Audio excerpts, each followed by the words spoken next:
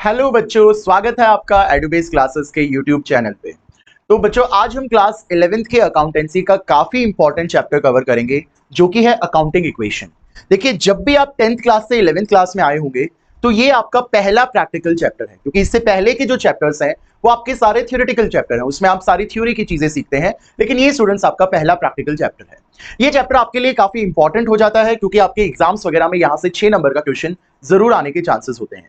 और अभी आपकी स्टार्टिंग ही है 11th क्लास की, तो आपको इस चैप्टर को ध्यान से समझना है। और ये चैप्टर आपका इसीलिए भी इंपॉर्टेंट है क्योंकि इस चैप्टर की मदद से आप ट्रांजैक्शंस के इफेक्ट्स को समझ पाएंगे कि कौन सा जो ट्रांजैक्शन है वो कहां इफेक्ट उसका होता है। देखिए, अब हम स्टार्ट करते हैं अपने चैप्टर अकाउंटिंग इक्वेशन को। देखिए, सबसे पहले हम समझते हैं कि अकाउंटिंग इक्वेशन का मतलब क्या होता है।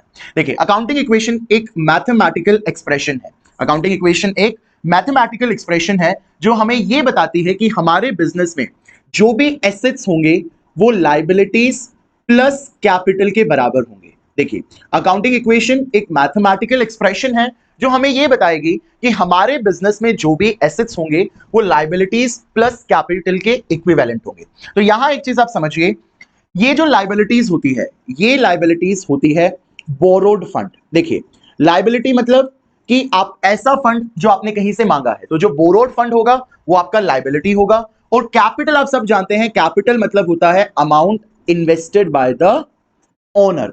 Amount invested by the owner. तो देखिए, ध्यान से देखिए, जो भी ओनर ने पैसा लगाया उसको हम लोग बोलेंगे कैपिटल, और जो भी ओनर ने बाहर से पैसे को रेज किया उसको हम बोलेंगे बोरोड फंड या लायबिलिटीज। अब जितना भी पैसा, लेट्स सपोज ओनर ने 5 लाख लगाया और बाहर से ओनर ने कहीं से 3 लाख बोरो किया, तो 5 लाख प्लस 3 लाख कितना हो गया? 8 लाख। अब ये ओनर क्या करेगा, इस 8 लाख को यूज करके एसेट्स को परचेज करेगा, क्योंकि अल्टीमेटली जब आप बिजनेस स्टार्ट करोगे तो आपको एसेट्स की जरूरत है। तो जो भी पैसा आपके पास है वो आपकी कैपिटल हो गई, जो पैसा आप कहीं से मांगेंगे वो आपकी लायबिलिटीज हो गई। तो जो भी आपने पैसा खुद का लगाया और जो भी पैसा आपने मांगा, इस पैसे को आप कहां यूटिलाइज करेंगे? बिजनेस में एसेट्स को परचेज करने में इस पैसे को यूज किया जाएगा। तो इसीलिए ये जो मैथमेटिकल इक्वेशन है इसमें ये प्रूफ होता है कि assets is equivalent to liabilities plus capital. ठीक है, तो यहां हम लोग रीड करते हैं। देखिए, accounting equation is referred to be as the relationship between assets, liabilities and capital of the business। जब आप अकाउंटिंग इक्वेशन करेंगे तो आपको पता चलेगा कि कैसे कोई ट्रांजैक्शन एसेट्स में इफेक्ट करेगी, कोई ट्रांजैक्शन लायबिलिटीज में इफेक्ट करेगी, कोई ट्रांजैक्शन कैपिटल में इफेक्ट करेगी। तो ये इफेक्ट आपको अकाउंटिंग इक्वेशन से समझ में आएंगे।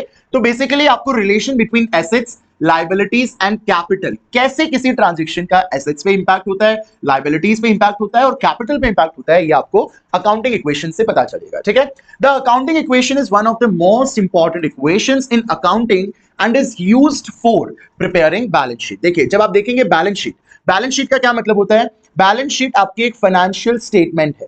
ठीक है, फाइनेंशियल स्टेटमेंट है और इस स्टेटमेंट में आपके पास जितने भी एसेट्स हो और जितनी भी लायबिलिटीज हैं उन सब की जो डिटेल्स होती है वो आपको कहां मिलेगी? बैलेंस शीट में मिलेगी। तो बैलेंस शीट पे आप देखेंगे तो बैलेंस शीट पे क्या होती है? हमेशा बैलेंस शीट हमेशा क्या होती है? इक्वल होती है। देखिए, बैलेंस शीट में स्टूडेंट्स ये वाली जो हमारी साइड होती है ये लायबिलिटीज होती है और ये वाली जो साइड होती है वो हमारी एसेट्स होती है। और हमेशा लायबिलिटीज और एसेट्स दोनों क्या होती हैं? बैलेंस शीट में इक्वल होती है। तो ये जो हमारी बैलेंस शीट स्टूडेंट जो इक्वल होती है ना, वो भी किसकी वजह से होती है? अकाउंटिंग इक्वेशन की वजह से होती है। ठीक है, ये हम आगे चल के देखेंगे। It can be represented by the following equation। देखिए, क्या इक्वेशन है? Assets is equal to liabilities plus capital। तो ये liabilities कौन सी हो गई? बोरोड फंड वाली, जो पैसा आपने कहीं से मांगा है, जैसे बैंक लोन के थ्रू अपने रिश्तेदारों से कोई पैसा मांगा है, कोई मॉर्टगेज लोन लिया है, कोई गिरवी रख के चीजों को लोन लिया है, तो वो सारी चीजें किसमें आ जाएंगी? आपकी लायबिलिटीज में आ जाएंगी। और जो भी पैसा ओनर ने लगाया है बिजनेस में वो किसके अंदर आ जाएगा? कैपिटल के अंदर आ जाएगा। और कैपिटल और लायबिलिटीज दोनों को प्लस कर दोगे आप तो वो किसके इक्विवेलेंट हो जाएगा? बिजनेस में आपके जो एसेट्स होंगे उसके इक्विवेलेंट वो हो जाएगा। तो यहां तक हमें पता चल गया कि अकाउंटिंग इक्वेशन में क्या इक्वेशन होती है? Assets is equal to liabilities plus capital. देखिए स्टूडेंट्स, ये इसका फॉर्मेट होता है। अकाउंटिंग इक्वेशन का ऐसा आपने फॉर्मेट बनाना होता है। बेसिकली इस इक्वेशन को आप यहां ऊपर लिख देते हैं एसेट्स, जैसे ये यहां पे मैंने लिख दिया एसेट्स, और इक्वल टू को भी यहां लिख देंगे equal to liabilities plus capital. और हमारे पास ना, जब हम अकाउंटिंग इक्वेशन करते हैं तो हमारे पास ट्रांजैक्शंस होती हैं, तो उन ट्रांजैक्शन के इफेक्ट्स को हमें यहां डालना है। First transaction, second, third, fourth, ऐसे 5-6 ट्रांजैक्शंस आपके पास होंगे। उन ट्रांजैक्शंस के इफेक्ट को आपने समझना है और उस ट्रांजेक्शन के इफेक्ट्स को आपने यहाँ पे पोस्ट करना है। ठीक है, तो अब देखिए जो जो एसेट्स हमारे क्रिएट होंगे उन सब के एसेट्स की लिस्ट यहाँ पे बनती जाएगी। स्टॉक, बिल्डिंग, मशीनरी, कैश, सब एसेट्स की यहाँ पे लिस्ट बन जाएगी। जो जो लाइबिलिटीज होंगी उनकी यहाँ पे लिस्ट बन जाएगी, जैसे क्रेडिटर्स, बिल्स पेबल, ये सब। और कैपिटल जो होगा उसमें जो भी प्लस माइनस जो भी एडजस्टमेंट होगी हम यहाँ एडजस्टमेंट करेंगे और फाइनली इन सब का क्या कर लेंगे, टोटल कर लेंगे। और जब हम टोटल करेंगे तो हमारे पास सब एसेट्स का जो फाइनल हो जाएगा, फाइनल बैलेंस निकल के आ जाएगा। जैसे यहाँ पे स्टूडेंट्स मैंने पहला एसेट लिया कैश, तो जब मैंने सारी ट्रांजेक्शन कर ली तो लास्ट में मुझे पता चल जाएगा कि मेरे पास कितना कैश है। सेकंड लेट से मैंने यहाँ पे ले लिया डेटर, तो मैंने डेटर्स की सारी एडजस्टमेंट कर ली, तो लास्ट में मुझे पता चल जाएगा कि मेरे कितने के डेटर्स हैं। तो ये बेसिकली इस तरीके से आपने अकाउंटिंग इक्वेशन को बनाना होता है। सबसे ऊपर आपने क्या लिखना है, एसेट्स, अपनी जो इक्वेशन है assets equal to liabilities plus capital, इसको लिख देना है। फिर आप ट्रांजेक्शंस को देखेंगे, हम अभी क्वेश्चंस करेंगे, ट्रांजेक्शंस को देखेंगे और उनका इफेक्ट यहाँ पे ऐड करते जाएंगे। जो जो एसेट्स होंगे उनकी यहाँ पे लिस्ट बनती हुई चलेगी, बीच में इक्वल टू का साइन आ जाएगा। जो जो लायबिलिटीज होंगी उसकी यहाँ पे लिस्ट बनती चलेगी और कैपिटल आपकी वही रहने वाली है और उस कैपिटल में जो जो एडजस्टमेंट होंगी प्लस माइनस उन एडजस्टमेंट को हम लोग करेंगे और फाइनली लास्ट में हम लोग हर आइटम का फाइनल जो वैल्यू है, फाइनल जो रिजल्ट है उसको हम कैलकुलेट करेंगे। तो इस तरीके से आपने अकाउंटिंग इक्वेशन को प्रिपेयर करना है। ठीक है, अब यहां पे स्टूडेंट्स देखिए, जब भी हम अकाउंटिंग इक्वेशन स्टार्ट करेंगे तो कुछ इंपॉर्टेंट आइटम्स हैं जिनके बारे में आपको मालूम होना चाहिए, उनका ट्रीटमेंट आपको मालूम होना चाहिए। तो उन्हीं इंपॉर्टेंट आइटम्स का ट्रीटमेंट अभी हम लोग देखेंगे कि किस हिसाब से आपने उन आइटम्स को ट्रीट करना है। तो देखिए स्टूडेंट, सबसे पहला जो आपका आइटम है वो है, सबसे पहला आइटम है स्टार्टेड बिजनेस विद कैश। देखिए, स्टार्टेड बिजनेस विद कैश। जब भी आप बिजनेस को कैश से स्टार्ट करेंगे तो जितने भी कैश से आप बिजनेस को स्टार्ट करते हैं स्टूडेंट्स, उसको हम क्या बोलते हैं, कैपिटल बोलते हैं। क्या बोलते हैं, कैपिटल।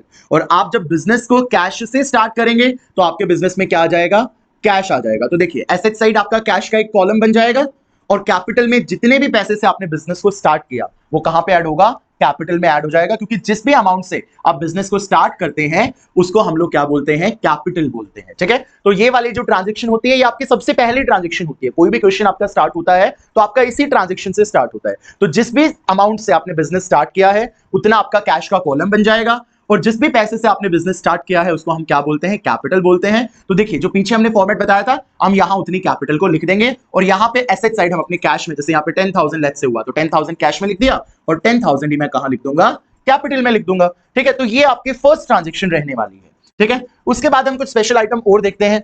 सेकंड स्पेशल आइटम है, देखिए,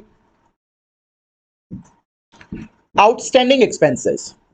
आउटस्टैंडिंग एक्सपेंसेस का स्टूडेंट मतलब होता है ऐसे खर्चे जो बकाया है, अभी तक आपने जिनका भुगतान नहीं किया है, जिसकी पेमेंट आपने नहीं की है। तो expenses which are due but not yet paid, ऐसे एक्सपेंसेस को स्टूडेंट्स क्या बोलते हैं हम, आउटस्टैंडिंग एक्सपेंसेस। अब देखिए, ये आउटस्टैंडिंग एक्सपेंस है, कभी ना कभी तो आपको पे करने पड़ेंगे और जब तक आप इनको पे नहीं करोगे आपके ऊपर बर्डन रहेगा। बर्डन रहेगा मतलब आपके ऊपर लायबिलिटी रहेगी। तो जो भी आपका आउटस्टैंडिंग एक्सपेंस होगा, आप याद रखेंगे, आउटस्टैंडिंग एक्सपेंस को आप कैपिटल में से माइनस करेंगे और दूसरी चीज आपका लायबिलिटी साइड एक कॉलम बन जाएगा। किस नाम से, जो भी आउटस्टैंडिंग है उसके नाम से। जैसे आउटस्टैंडिंग रेंट है तो आउटस्टैंडिंग रेंट के नाम से, आउटस्टैंडिंग वेजेस हैं तो आउटस्टैंडिंग वेजेस के नाम से। ठीक है, तो आप याद रखेंगे, कोई भी खर्चा अगर आपका बकाया है, आउटस्टैंडिंग है, ये देखिए जब आप क्वेश्चन एग्जाम में करेंगे तो आपके पास इजी ट्रांजैक्शंस नहीं आएंगी, इसी तरीके के आपके पास ट्रांजैक्शंस आएंगे। तो कोई भी खर्चा आपका बकाया है तो आपको पे तो कभी ना कभी करना पड़ेगा वो। तो जब तक आप उसको पे नहीं करोगे आपके लिए लायबिलिटी रहेगा तो लायबिलिटी साइड कॉलम बनेगा एक। और दूसरी चीज, क्योंकि इससे आप कभी ना कभी जब भी उसको पे करोगे आपकी कैपिटल रिड्यूस हो जाएगी तो कैपिटल में से माइनस हो जाएगा। ठीक है, तो ये ट्रीटमेंट आप याद रखेंगे। दूसरा जो हमारा आइटम है that is accrued income. Accrued income का मतलब होता है स्टूडेंट्स ऐसी इनकम जो आपने कमा ली बट आपको अभी तक मिली नहीं, income which is earned but not yet received, but कभी ना कभी तो आपको मिलेगी वो इनकम। तो इसीलिए इसको हम लोग कैपिटल में क्या करेंगे, ऐड करेंगे। और क्योंकि ये इनकम आपने कमा ली तो आपका एसेट क्रिएट हो गया, तो एसेट साइड आपका क्या बन जाएगा, एक कॉलम बन जाएगा। ठीक है स्टूडेंट्स, तो एक्रूड इनकम के नाम से एसेट साइड आपका कॉलम बन जाएगा और कैपिटल में आप उसको क्या कर दोगे, ऐड कर दोगे। थर्ड मतलब fourth, unearned income. Unearned income का मतलब होता है स्टूडेंट्स ऐसी इनकम जो आपको मिल चुकी बट आपने कमाई नहीं, मतलब आपको कोई भी इनकम जो एडवांस में मिल चुकी है, तो ऐसी कोई भी इनकम जो आपको एडवांस में मिल चुकी है वो आपकी कौन सी इनकम है, अनअर्न्ड इनकम। तो अनअर्न्ड इनकम मतलब ऐसी इनकम जो आपको मिल तो गई बट आपने अभी तक कमाई नहीं है, मतलब ऐसी इनकम जो आपको एडवांस में मिल चुकी है। ठीक है, तो इस इनकम को आप देखिए अनअर्न्ड इनकम मतलब आपको मिल चुकी तो कहां ऐड हो जाएगा, कैश में ऐड हो जाएगा। ठीक है, और अभी तक आपने इसको कमाया नहीं है, मतलब आपने अपने हिस्से का काम नहीं किया, आपने पैसा तो ले लिया बट अपने हिस्से का काम अब तक नहीं किया। तो जब तक आप अपने हिस्से का काम नहीं करोगे, इस इनकम को कमा नहीं लोगे, ये आपके ऊपर क्या होगी, एक लायबिलिटी होगी। तो आपका दूसरा ट्रीटमेंट होगा कि आपको लायबिलिटी साइड क्या करना है, कॉलम बना लेना है अनअर्न्ड इनकम के नाम से। ठीक है, next item, prepaid expenses. Prepaid expenses का मतलब होता है स्टूडेंट्स ऐसे expenses which are paid in advance, ऐसे खर्चे जो आपने एडवांस में पे कर दिए। ठीक है, उन एक्सपेंसेस को बोलते हैं प्रीपेड एक्सपेंसेस। इनको हम अनएक्सपायर्ड एक्सपेंसेस भी बोलते हैं, अनएक्सपायर्ड एक्सपेंसेस भी इनको स्टूडेंट्स बोला जाता है। तो प्रीपेड एक्सपेंसेस मतलब ऐसे एक्सपेंसेस जो आपने एडवांस में पे कर दिए। ठीक है, तो अब आपने पे कर दिया तो आपसे कैश तो चला गया, तो कैश में से क्या हो जाएगा, माइनस हो जाएगा। और अब क्योंकि ये खर्चा आपको दोबारा से नहीं पे करना, अब आपको इस खर्चे के बदले आपको सर्विसेज लेनी है, तो दूसरा क्या हो जाएगा, एसेट साइड आपका कॉलम क्रिएट हो जाएगा, एसेट साइड एक कॉलम क्रिएट हो जाएगा। तो प्रीपेड एक्सपेंस का ट्रीटमेंट क्या हुआ, कैश में से माइनस, और एसेट साइड आपका एक कॉलम क्रिएट होगा। ठीक है, इसके बाद नेक्स्ट आइटम इज डेप्रिसिएशन।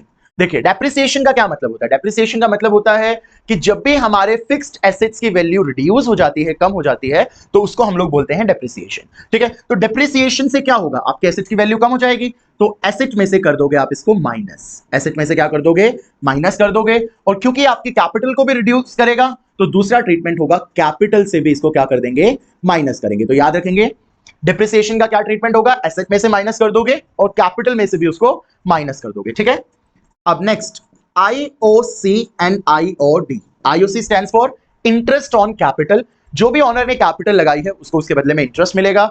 और IOD stands for interest on drawing, जो भी ऑनर ने अपने पर्सनल यूज के लिए बिजनेस से निकाला है उस पे ऑनर को बिजनेस को इंटरेस्ट देना पड़ेगा, जिसको हम बोलेंगे इंटरेस्ट ऑन ड्राइंग। तो इंटरेस्ट ऑन कैपिटल और इंटरेस्ट ऑन ड्राइंग का एक ही ट्रीटमेंट है, और ट्रीटमेंट आप याद रखेंगे, एक बार इसको कैपिटल में करेंगे ऐड, फिर इसको कैपिटल से करेंगे माइनस। तो एक बार आपने इसको कैपिटल में ऐड किया, फिर आपने कैपिटल से माइनस किया, तो इसका जो नेट इफेक्ट आएगा स्टूडेंट्स वो क्या होगा, जीरो होगा। कोई भी इफेक्ट इसका आपकी अकाउंटिंग इक्वेशन पे जनरली नहीं पड़ने वाला। ठीक है, उसके बाद नेक्स्ट आइटम्स देखते हैं।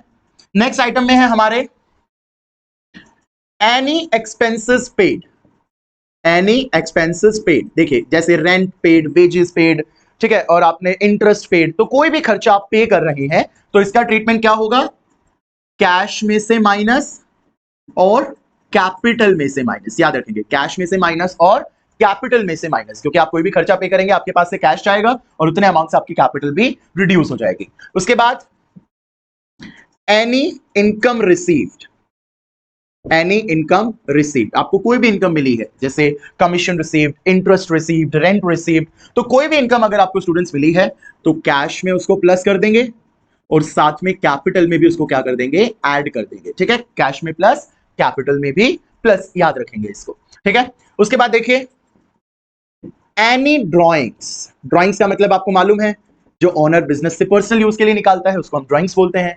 तो जब भी ऑनर कुछ ड्राइंग्स करेगा, जैसे कैश की ड्राइंग्स कर रहा है, कैश को पर्सनल यूज से पर्सनल यूज के लिए निकाल रहा है, तो कैश में से माइनस करोगे और दूसरा कैपिटल में से माइनस करोगे। स्टूडेंट्स कहां से माइनस करेंगे बताइए, एक तो कैश में से माइनस करेंगे और एक कैपिटल में से माइनस करेंगे। तो जब भी ड्राइंग्स होंगी तो कैश में से माइनस किया जाएगा और कैपिटल से माइनस किया जाएगा। ठीक है, याद रखेंगे। अब कैश में से जब भी माइनस होगा जब वो कैश विड्रॉ करेगा। कई बार हो सकता है ऑनर गुड्स को विड्रॉ कर लेता है अपने पर्सनल यूज के लिए, तो फिर आपको अगर ऑनर ने कैश को विड्रॉ किया तो कैश में से माइनस, लेकिन अगर गुड्स को विड्रॉ किया पर्सनल यूज के लिए तो आपको कहां से माइनस करना है, वो स्टॉक में से माइनस करना है। याद रखेंगे कहां से सब्ट्रैक्ट करोगे, स्टॉक में से सब्ट्रैक्ट करोगे। ठीक है, उसके बाद देखिए ओपन द बैंक अकाउंट। देखिए ये ट्रांजैक्शन काफी बार आती है, ओपन द बैंक अकाउंट। कोई बैंक अकाउंट आपने ओपन किया, तो देखिए बैंक अकाउंट ओपन किया तो आप अपने पास से कैश लेके जाओगे बिजनेस से और उस बैंक अकाउंट में डाल दोगे, तो आपके कैश क्या हो जाएंगे, अल्टीमेटली कैश में से क्या हो जाएगा, माइनस हो जाएगा। और आपका एसेट साइड बैंक का कॉलम ओपन होगा। एसेट साइड किसका कॉलम ओपन होगा, बैंक का कॉलम ओपन हो जाएगा। जब भी आप कोई बैंक अकाउंट ओपन करेंगे तो आपका कैश में से माइनस होगा और एसेट साइड बैंक का एक नया कॉलम आपका क्रिएट हो जाएगा। ठीक है, उसके बाद देखो कभी भी आप कोई भी गुड्स बेच रहे हो और आपको उन गुड्स को सोल्ड करने पे प्रॉफिट हो रहा है, ध्यान से सुनना है, कोई भी गुड्स आप सोल्ड कर रहे हैं और उसको बेचने पे कुछ प्रॉफिट हो रहा है तो उस प्रॉफिट को आपने कैपिटल में करना है ऐड। याद रखेंगे कोई भी प्रॉफिट अगर आपका होगा तो उस प्रॉफिट को आपने कैपिटल में ऐड करना है, और अगर गुड्स को बेचने पर आपको प्रॉफिट की जगह लॉस होगा तो उस लॉस को आपने कैपिटल में से सब्ट्रैक्ट करना है। ठीक है, याद रखेंगे इस बात को कि अगर आप कोई गुड्स बेच रहे हैं तो अगर आपको कोई फायदा हो रहा है, प्रॉफिट हो रहा है, तो कैपिटल में ऐड होगा, और अगर लॉस हो रहा है तो स्टूडेंट्स कैपिटल से माइनस होगा। तो देखिए ये सारी चीजों को देखने के बाद मैं आपको बोलूंगा कि एक बार और बैक करके इन सारी आइटम्स को एक बार आप देख लें। 1.25 की स्पीड से इसको अगर आप देखेंगे, 2-3 बार देखेंगे तो ये आइटम्स आपके माइंड में स्टक हो जाएंगे। फिर आप जब भी अकाउंटिंग इक्वेशन बनाओगे तो आपको चीजें याद रहेंगी। ठीक है, तो ये हमने देख लिया कि इन स्पेशल आइटम्स का क्या क्या ट्रीटमेंट है। तो एक बार देखिए दोबारा से क्या क्या स्पेशल आइटम है। Started business with cash, outstanding expense, accrued income, unearned income, prepaid expense, depreciation, IUC, IUD. उसके बाद आपका है कोई भी एक्सपेंसेस अगर आप पे कर रहे हैं, कोई भी इनकम आपको रिसीव हो रही है, कोई ड्राइंग्स अगर आप कर रहे हैं कैश या गुड्स की, या कोई बैंक अकाउंट आपका बिजनेस में ओपन हो रहा है, या आपने गुड्स को प्रॉफिट या लॉस पे बेच दिया है, तो इन सब का ट्रीटमेंट यहाँ पे लिखा हुआ है। आप स्क्रीनशॉट ले सकते हैं या अपने नोट्स को प्रिपेयर कर सकते हैं और उसके हिसाब से आप चीजों को सॉल्व कर सकते हैं। ठीक है, अब यहाँ पे हम एक क्वेश्चन देखते हैं। Prepare an accounting equation and balance sheet of the following जो ट्रांजेक्शन है। ठीक है, तो देखिए सबसे पहले जो ट्रांजेक्शन है आपको विजिबल हो रही होगी, Ajit started business with cash. तो हम लोग सबसे पहला काम करेंगे, अपनी अकाउंटिंग इक्वेशन को ऊपर लिख लेंगे, assets is equivalent to liabilities plus capital. ठीक है स्टूडेंट्स, ध्यान से देखना है। अभी हम लोग पहले ट्रांजेक्शन देखते हैं। तो आई होप मैं ये अज्यूम कर रहा हूं कि आपको डेटर क्रेडिटर इन सब का मतलब मालूम होगा, अदरवाइज मैं आपको यहाँ पे वीडियो में आपको जरूर बताऊंगा। देखिए फर्स्ट ट्रांजेक्शन में क्या हुआ, अजीत ने बिजनेस स्टार्ट किया 20,000 से। तो ये पैसा बिजनेस में आया कैश के फॉर्म में, तो यहां किसका कॉलम ओपन हो जाएगा, एसेट साइड कैश। कितना कॉलम ओपन हो जाएगा, 20,000। और आपका जितने से भी आपने बिजनेस स्टार्ट किया वो कैपिटल होती है, तो कैपिटल में आप पोस्ट कर दोगे 20,000। समझ में आया, कैश और कैपिटल दोनों में आपने ऐड कर देना है। ठीक है, इसके बाद आपकी न्यू इक्वेशन बनानी है आपको। ठीक है, तो इसके बाद हम लोग न्यू इक्वेशन बना लेते हैं। देखिए कैश में हो गया 20,000, यहां इक्वल टू, यहां कैपिटल में हो गया आपका 20,000। ठीक है, हर ट्रांजेक्शन के बाद आपने न्यू इक्वेशन को बना लेना है। सेकंड ट्रांजेक्शन देखिए, अब सेकंड ट्रांजेक्शन में क्या है, ही परचेस्ड फर्नीचर फॉर 2000 का फर्नीचर परचेज किया। तो देखिए 2000 का फर्नीचर परचेज किया तो आपका एक और एसेट यहां पे ऐड हो गया, फर्नीचर। ठीक है, यहां पे एक और एसेट ऐड हो गया, फर्नीचर। और फर्नीचर पे किया तो क्या दिया होगा उसने, कैश दिया होगा, तो कैश में से क्या हो जाएगा, माइनस हो जाएगा। तो कैश में से माइनस हो जाएगा 2000, कैश में से माइनस हो जाएगा 2000, और आपके फर्नीचर में प्लस हो जाएगा, फर्नीचर में प्लस हो जाएगा 2000। ठीक है, तो कैश में से आपने माइनस करना है और इसको फर्नीचर में ऐड कर देना है। तो यहां पे आप देखेंगे 2000 प्लस 2000, तो यहां पे हमने कैश में से माइनस कर दिया, और क्योंकि हमारे पास फर्नीचर बिजनेस में आ गया तो फर्नीचर में प्लस कर दिया। ठीक है, हम न्यू इक्वेशन को लास्ट में बना लेंगे स्टूडेंट्स। ठीक है, third, he paid rent of 200। अब हमने डिस्कस किया था कोई भी एक्सपेंसेस पे किए जाएंगे तो कैश में से माइनस, तो 200 को आपने कैश में से माइनस कर लेना है, और इसी 200 को आपने कैपिटल में से भी माइनस कर लेना है। कोई भी एक्सपेंस पे किया जाएगा तो कैश में से माइनस और कैपिटल में से माइनस। ठीक है, उसके बाद ही परचेज्ड गुड्स ऑन क्रेडिट 3000। देखिए जब भी आप उधार पे गुड्स को खरीदते हैं तो उधार पे आप गुड्स को खरीदेंगे तो आपका क्या कॉलम क्रिएट होगा, क्रेडिटर्स क्रिएट होंगे। और क्रेडिटर्स किसका पार्ट है, लायबिलिटी का पार्ट है। तो याद रखें जब भी आप गुड्स को उधार पे खरीदेंगे तो लायबिलिटी साइड आपका एक कॉलम क्रिएट हो जाएगा क्रेडिटर्स का, लायबिलिटी साइड आपका क्रेडिटर्स का कॉलम क्रिएट हो जाएगा। तो देखिए अब इसने क्या किया, गुड्स को परचेज कर लिया, तो गुड्स को परचेज कर लिया तो एक और यहां कॉलम बन जाएगा एसेट साइड किसका, स्टॉक का। तो आप यहां पे स्टॉक में ऐड कर देंगे 3000, तो स्टॉक में मैंने ऐड कर दिया 3000, और क्योंकि उधार पे खरीदा है तो लायबिलिटी साइड मेरा कॉलम बन जाएगा क्रेडिटर्स का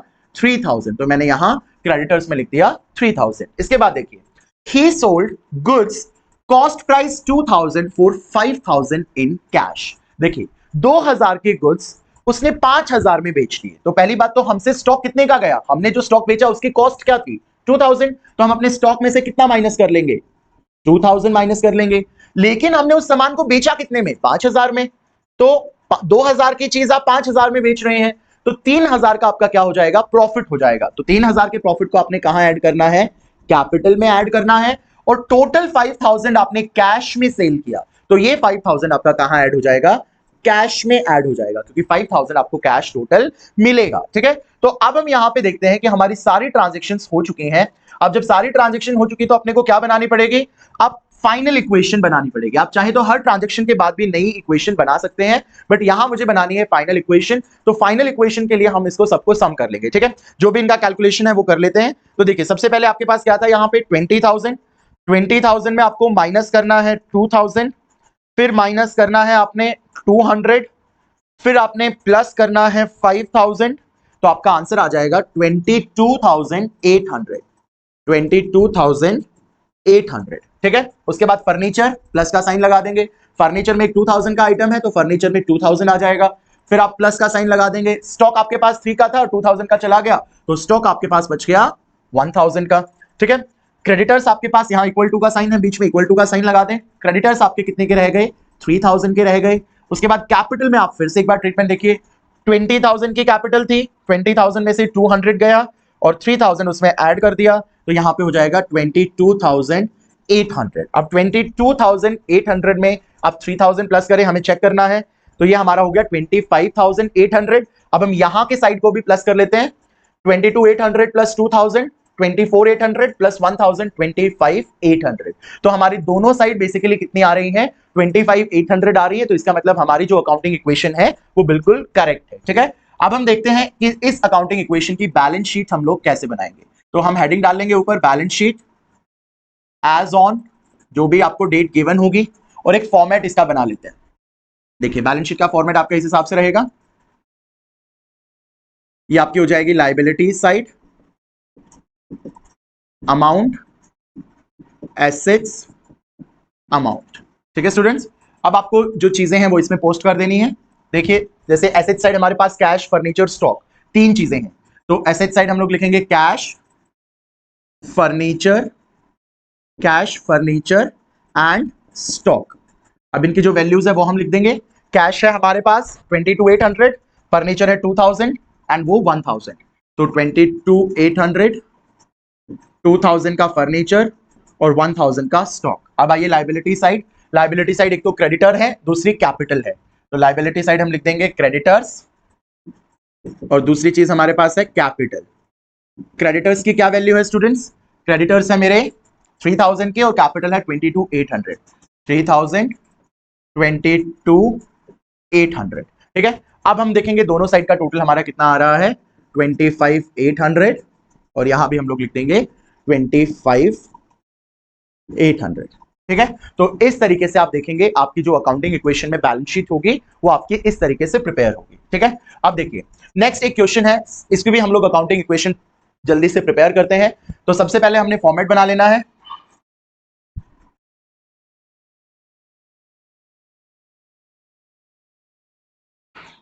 यहां हम ऊपर लिख देते हैं assets is equal to liabilities plus capital, ठीक है। तो देखिए पहली ट्रांजेक्शन क्या है, स्टार्टेड बिजनेस विद कैश, तो यहां पे कैश की कॉलम बन जाएगी। फर्स्ट ट्रांजेक्शन, कितने से बिजनेस स्टार्ट किया? 70,000, तो हम कैश में लिख देंगे 70,000, और जितने से बिजनेस स्टार्ट किया वो आपकी कैपिटल होगी, तो कैपिटल में भी हम लोग लिख देंगे 70,000। इसके बाद सेकंड ट्रांजेक्शन देखिए, credit purchases of goods of ₹18,000, आपने 18,000 के गुड्स उधार पे खरीदे, तो स्टॉक का कॉलम बन जाएगा। स्टॉक के कॉलम में आ जाएगा 18,000, और आपने क्योंकि गुड्स उधार पे खरीदे हैं तो आपके क्या क्रिएट हो जाएंगे? क्रेडिटर्स क्रिएट हो जाएंगे। कितने के? 18,000 के क्रेडिटर्स आपके क्रिएट हो जाएंगे, ठीक है।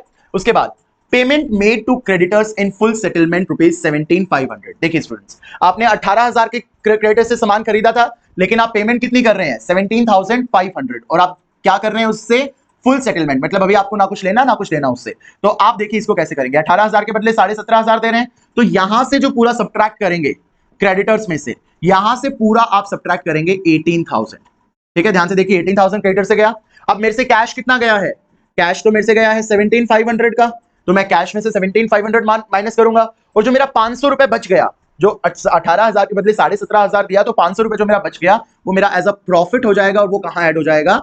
कैपिटल में ऐड हो जाएगा, ठीक है। जो 500 रुपए मेरा बच गया वो मेरा कैपिटल में ऐड हो जाएगा। उसके बाद फोर्थ ट्रांजेक्शन देखिए, purchase of machinery for cash 20,000, तो मशीनरी खरीदी आपने, तो यहाँ पे एसेट में एक और एसेट ऐड हो जाएगा मशीनरी, ठीक है। और कितने की मशीनरी खरीदी? 20,000 की, तो यहाँ पे ऐड हो जाएगा 20,000, और कैश में से 20,000 सब्ट्रैक्ट हो जाएगा, क्योंकि आपके पास से कैश गया और आपके पास मशीनरी आ चुकी है, ठीक है। तो कैश में से माइनस और मशीनरी का एक कॉलम बन जाएगा asset side. Depreciation on machinery 2,000, तो आपको डेप्रिसिएशन का ट्रीटमेंट बताया था। डेप्रिसिएशन का ट्रीटमेंट आपको मैंने बताया था, एसेट में से माइनस और कैपिटल में से माइनस। तो आप मशीनरी में से डेप्रिसिएशन माइनस कर दीजिए 2,000, और जितना भी 2,000 है वो आप अपनी कैपिटल से भी फाइनली माइनस कर दीजिए। ठीक है, अब जब आप इतना कर देंगे तो फिर फाइनली आपको क्या बनानी पड़ेगी, फाइनल इक्वेशन बनानी पड़ेगी। ठीक है, फाइनल इक्वेशन का मतलब आप इनको क्या कर लेंगे, सम कर लेंगे कि किसका कितना सम आएगा। तो देखते हैं फटाफट से, कैश हमारा कितना आएगा 70,000, 70,000 माइनस 17,500 माइनस 20,000, तो ये आपका हो जाएगा 32,500। ठीक है, उसके बाद प्लस का साइन, स्टॉक आपके पास कितने का है 18,000 का, उसके बाद प्लस का साइन, मशीनरी आपके पास कितने की है 20,000 माइनस 2 18,000 इक्वल टू का साइन बीच में, फिर क्रेडिटर्स आपके पास कितने के हैं 18,000 माइनस 18,000 कुछ भी नहीं है, प्लस कैपिटल की कितनी एडजस्टमेंट है देखिए 70,000 प्लस 500 माइनस 2,000, तो ये आपका हो जाएगा 68,500। ठीक है, अब हम दोनों साइड को मैच करते हैं, उस साइड का हो गया 68,500, एसेट्स वाली साइड का 32,500 प्लस 18,000 प्लस 18,000, तो ये आपका हो गया 68,500। तो यहाँ दोनों साइड हमारी इक्वल आ चुकी हैं, तो मतलब हमारी अकाउंटिंग इक्वेशन करेक्ट है। तो देखिए दो एग्जांपल मैंने आपके अकाउंटिंग इक्वेशन के किए, बाकी एग्जांपल आप अपनी बुक से कर सकते हैं। इन आइटम्स को अगर आप ध्यान में रखेंगे और इस हिसाब से आप अकाउंटिंग इक्वेशन को प्रिपेयर कर सकते हैं। ठीक है, तो प्लीज प्रैक्टिस करिए, अपने बुक से क्वेश्चंस को प्रैक्टिस करिए, और अगर कोई डाउट आता है तो आप कमेंट बॉक्स में उसको कर सकते हैं। Thank you.